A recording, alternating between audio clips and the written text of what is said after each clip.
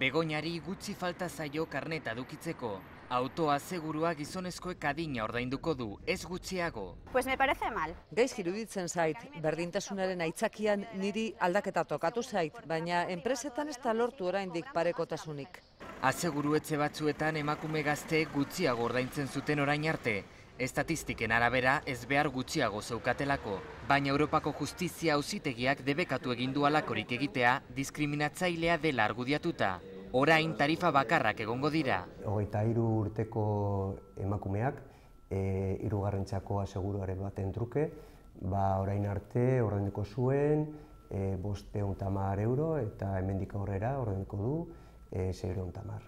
Eta ez bakarrik autoetan, osasun eta bizitza aseguruetan ere eragina izango du. Sexua ez dute kontuan izango, hortaz esaterako emakumeen bizitza asegurua 160 garestiago izan daiteke. Abenduaren 21 hasiko da martxan aseguru poliza berria.